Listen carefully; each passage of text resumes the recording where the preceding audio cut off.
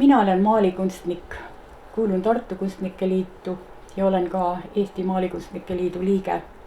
Sündinud ja kasvanud olen Võrumaal, kauni looduse keskel ja seda palju kordi maalinud ja imetlenud. Ma olen päris kindel, et igal minu lähikondsel on kodus vähemalt üks minu maal. Aga mu elus on veel üks põnev peatükk. Ma olen olnud ka kunstiõpetaja ja töötanud 2 üldhariduslikus koolis ja juhatanud mitmeid kunstiringe. Ja üks väga põnev lugu juhtus Võrus, kui ma olin huvikojas laste kunstiringi juht. Ja olin siis juba kristlane ja päris loomulik, et seda head, millest mina olin osa saanud, tahtsin jagada ka oma õpilastele. Aga seda ma huvikojas teha ei saanud. Tuli leida teisi võimalusi ja võimalus tuli.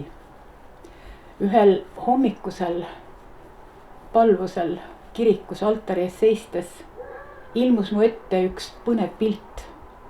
Suur põld täis mutimulla hunnikuid ja oli hämar. Siis hakkas minupoolsest servast levima valgus üle selle põllu. Ja need mutimulla hunnikud hakkasid justkui elama, nendest said päevalilled. Ja mida rohkem valgus levis, seda rohkem neid lilli sinna tekkis. Ja lõpuks oli kuni silmapiirini see põld täis kollaseid päevalilli. Ma vaatasin seda pilti ja ega mõistnud, mida see tähendab. Siis aga justkui kuuldavalt öeldi mulle, need on päästmata perede, päästmata lapsed. See on sinu töö tuua need lapsed minuni. Ja Jumal oli sekkunud. Sellest nägemusest sai alguse Võru kristlik laste ja noorte kunstistuudio Grisepto.